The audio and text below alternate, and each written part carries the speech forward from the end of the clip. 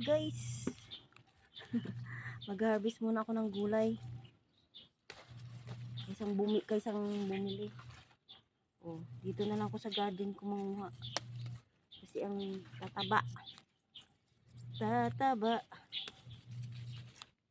Ganyan. Pag naggulay lang ikaw, harvest ka lang sa pananim. O, diba? Fresh from my garden. Fresh from my garden. Yan. Masarap itong gulay na to. Diba? Yan. O, diba? Fresh from my garden.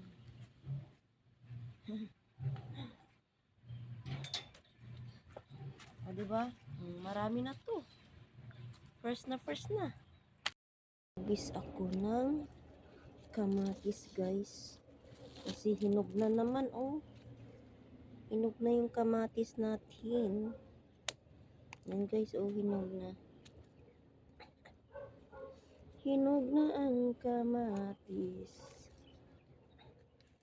Mag-harvest na naman ako ng kamatis. Oh, diba? Pag may itinanim, may aanihin. Kamatis. Kamatis is life. Pampakinis. Yan. So, may isa pa natira. Isa na lang natira. Marami pa yan, guys. Bunga, guys, oh. Ayan. Yeah. So, may kamatis na tayong na-harvest. 1, 2, 3, 4. Oh, marami pa yung bunga. Yung sekreto ko, guys, sa kamatis kung bakit marami siyang bunga. Kasi nga, pinuputol-putol ko ito ang mga dahon. Ganyan. Para yung protein niya pupunta sa taas. Tapos mamulaklak siya ng marami.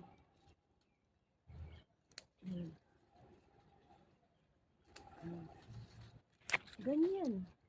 O, diba? Tinatanggal ko yung mga malalaking dahon.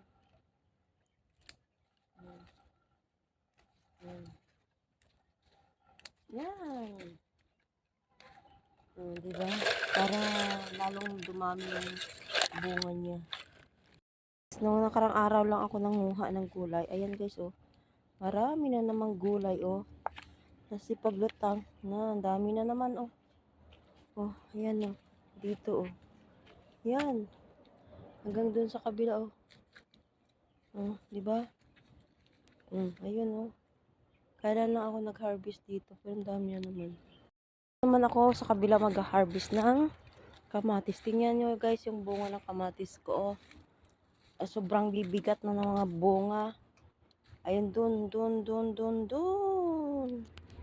Tingnan nyo to, guys, ang kamatis na to, guys, oh. Sobrang bigat. Kasi 5 peraso siya ang bigat, oh. Yan. So, harvesting ko siya. Kamatis.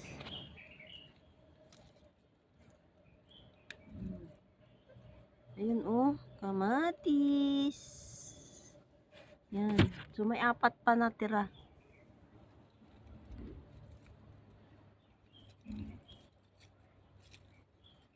Grabe, ang bigat.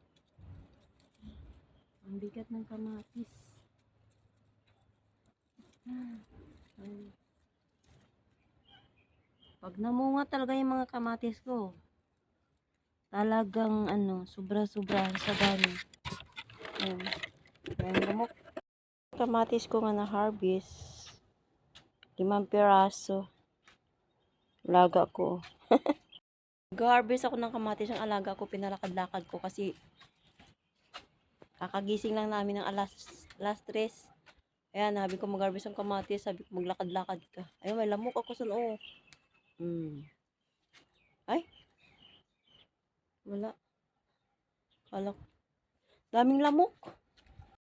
Pagising ng alas 3, naglakad kami ni Ama. Bitbit yung kamatis ko.